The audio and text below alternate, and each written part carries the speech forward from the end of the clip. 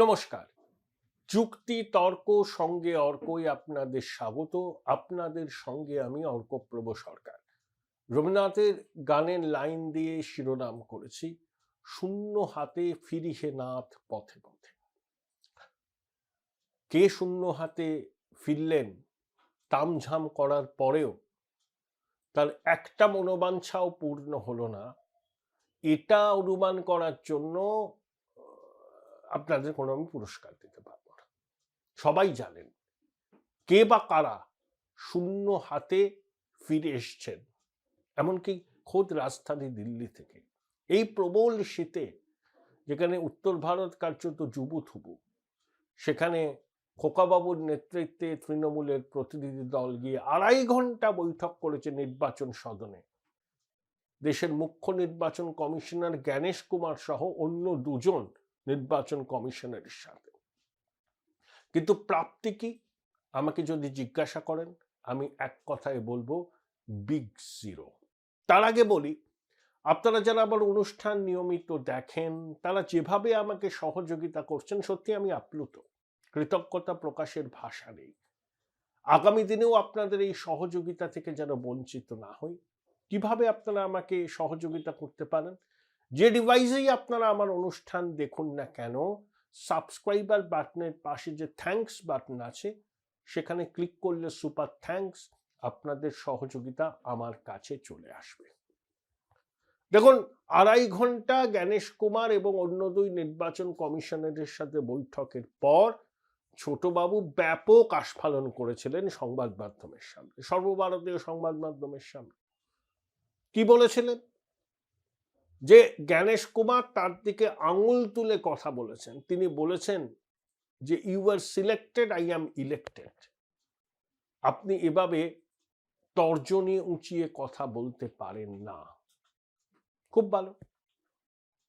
মিটিংয়ের ভিডিও প্রকাশ করার দাবি জানিয়েছিলেন খোকাবাবু।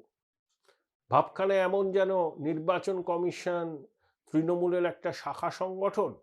ছোটবাবু ইয়ারা পারেন, যা বলবেন কমিশন তাই করবে। শুনলে হাসিও পায়। তারপরে বলেছিলেন যে বিএলএ 2দের কেন শুনানি কেন্দ্রে উপস্থিত রাখা যাবে না, জবাব চেয়েছিলেন কমিশনার। যারা ষাটোর্ধ্ব তাদের বাড়িতে গিয়ে শুনানি করতে হবে। যারা পরিযায়ী শ্রমিক, তারা তো কাজ পেলে শুনানিতে হাজির হতে পারবেন না, তারা অনলাইনে শুনানিতে অংশ নিতে পারার ব্যবস্থা করুক কমিশন। সেটাও যদি সম্ভব না হয়, পরিযায়ী শ্রমিকদের নিকটাত্মীয় নথি নিয়ে আসুন।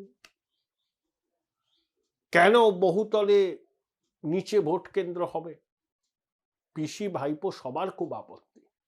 একটা আপত্তি কমিশন মানেনি, গুরুত্বই দেয়নি। কমিশন বলেছে যে বিএলও 2দের শুনানি কেন্দ্রে উপস্থিত থাকা চলবে না। শুধু তো তৃণমূল নয়, 6টা জাতীয় দল, 2টো রাজ্যভিত্তিক দল আছে। তাহলে ধরুন 8 জন বিএলএ যাবে, ইআরও অবজারভার রয়েছেন, বিএলও থাকছেন, সেখানে 8 জন করে বিএলএ 2 গেলে শুনানি সম্ভব? কোন রাজনৈতিক দল এই দাবিটা করছে না, করছে একমাত্র তৃণমূল কংগ্রেস। কমিশন পত্রপাঠ খারিজ করে দিয়েছে। 2, 60 বছরের ঊর্ধ্বে হলেই তার বাড়িতে গিয়ে শুনানি হবে না। প্রথম কথা বলা হলো একজন গুরুতর অসুস্থ। তিনি সত্যিই গুরুতর অসুস্থ কিনা সেটা তো যাচাই করতে হবে। এই যাচাইটা কে করবে? যদি বিএলও গিয়ে দেখেন না তার পক্ষে সম্ভব হচ্ছে না শুনানি কেন্দ্রে যাওয়ার, তখন হয়তো কমিশন তার বাড়িতে শুনানি করবে। 85-র ঊর্ধ্বে যারা, তাদের বাড়িতে থেকে তো এমনি ভোট নেওয়া হয়েছিল 2024-এর লোকসভায়, এবারও শুনানি হবে। বহুতলের নিচে কিছুতেই ভোট কেন্দ্র করতে দিতে রাজি নয় তৃণমূল। কমিশন বলেছে না, হবে, সারা ভারতে হবে, তাতে ভোটদানের হার বাড়বে, মানুষের সুবিধা হবে। আসলে বহুতল আবাসনের ভোটারদের সিংহভাগ পিসিমণিকে ভোট দেবেন না এবার। পিসিমণি এটা জানেন, জেনেই আতঙ্কগ্রস্ত হয়ে, ভূতগ্রস্ত হয়ে তিনি বাধা দিচ্ছেন। অনেক বহুতল আবাসনের প্রেসিডেন্ট, চেয়ারম্যানের সঙ্গে নাকি এরা কথা বলেছে, না আপনারা অনুমতি দেবেন না। কমিশন প্রয়োজনে ওই বহুতল আবাসনের কমপ্লেক্সের বাইরে অস্থায়ী ভোট কেন্দ্র তৈরি করবে, আর সুবিধা মতো কমপ্লেক্সের ভিতরেই ভোট কেন্দ্র হবে। এই যে মুখ্য নির্বাচন কমিশনার এবং সিইওর বিরুদ্ধে কোথায় পুরুলিয়ায় এফআইআর দাঁড়িয়ে হয়েছে, কমিশন স্পষ্ট জানিয়ে দিয়েছে, স্পষ্ট দর্তহীনভাবে এগুলো করা যায় না। রাষ্ট্রপতি এদের নিয়োগপত্র দিয়েছেন, এদের বিরুদ্ধে এফআইআর করতে গেলে লোকপালের যে নিয়ম আছে, একদম অভিযোগের সপক্ষে প্রমাণ দাখিল করে এফআইআর করতে হয়। যারা এই অপকর্মটি করেছেন তৃণমূলের স্থানীয় নেতৃত্বের উৎসাহে, যারা এফআইআরটা গ্রহণও করেছেন, তারাও কিন্তু শাস্তির মুখে পড়তে পারেন। তাই এটাও কমিশন বলছে যে 2010 থেকে 24 পর্যন্ত বা 11 থেকে যে ওবিসি সার্টিফিকেট বাতিল হয়েছে, আদালতের নির্দেশে সেগুলো গ্রহণ হবে না। পার্মানেন্ট রেসিডেন্সিয়াল সার্টিফিকেট পিআরসি, সেটা পেতে অনেক সময় লাগে। 15 বছর এক জায়গায় থাকতে হয়, তার স্থাবর সম্পত্তি থাকতে হয়, এসডিও গিয়ে সেখানে সরজমিনে খতিয়ে দেখে পার্মানেন্ট রেসিডেন্সিয়াল সার্টিফিকেট ইস্যু করেন। Time consuming. এসআইআর ঘোষণা হলো, সঙ্গে সঙ্গে পার্মানেন্ট রেসিডেন্সিয়াল সার্টিফিকেট দাখিল করতে শুরু করলেন, এটা তো হবে না। কমিশন সতর্ক।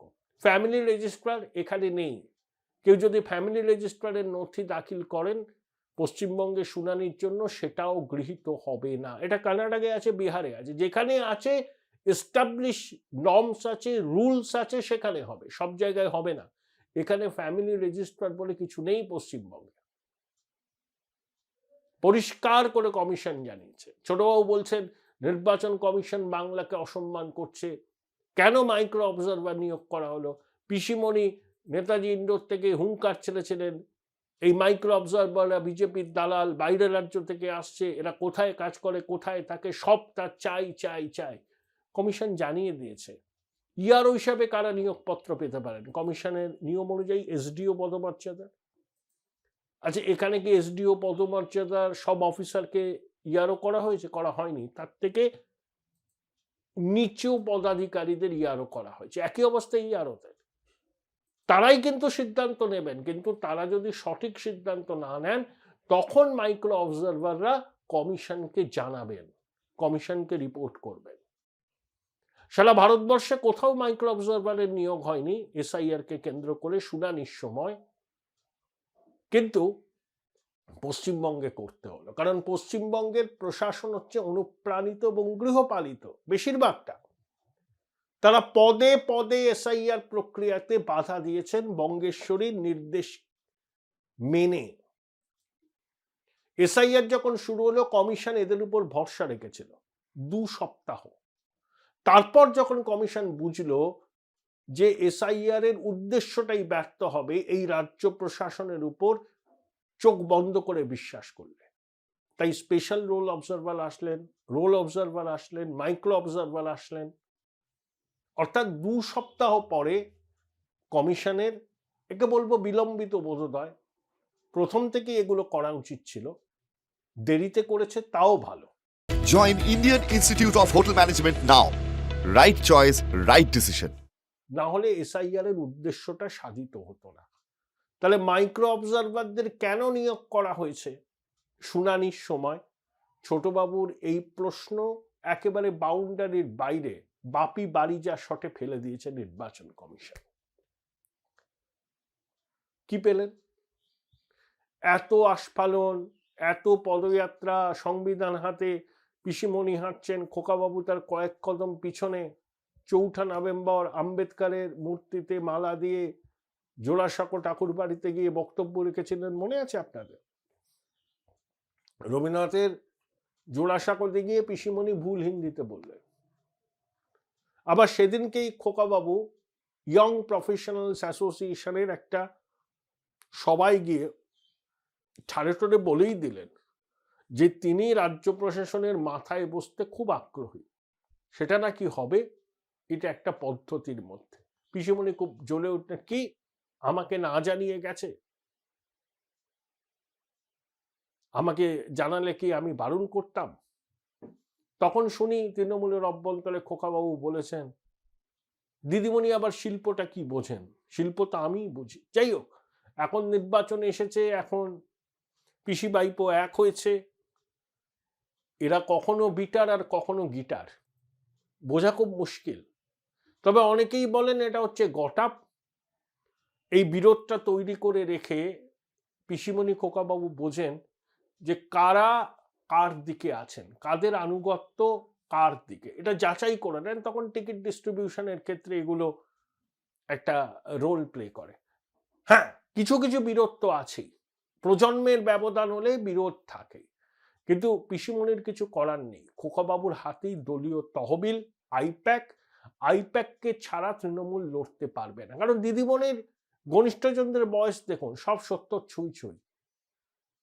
14 বছর ক্ষমতায় থেকে তারা বিলাস বসনে ডুবে আছেন। শীতাতপ নিয়ন্ত্রিত গাড়ি বা ঘরের বাইরে বেরোন না। কে এই পিচগলা গরমে ভোটের প্রচার করবে? পিসিমণি জানেন, তাই অনেকটা বাধ্য হয়ে রাশটা খোকাবাবুর হাতেই ছেড়ে দিয়েছেন। কিন্তু লাভ কি হলো খোকাবাবুর এত আস্ফালনে?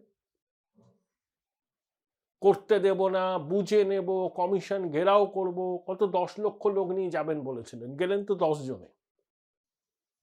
এসআইআরও হলো, এসআইআরও হবে, তবে ভোট কবে হবে আমি এখন বলতে পারবো না। আগে পূর্ণাঙ্গ ভোটার তালিকাও কি 14ই ফেব্রুয়ারি প্রকাশিত হবে? প্রশ্ন আছে। কিন্তু দিদিমণি আর খোকাবাবু যা যা দাবি করেছিলেন, একটা দাবি কমিশন মানেনি, একটা মানেনি। এই যে বিএলওদের বর্ধিত ভাতাটা এখনো দিচ্ছে না সরকার, কমিশন বলেছে এগুলো ছাড়ুন টাকাটা।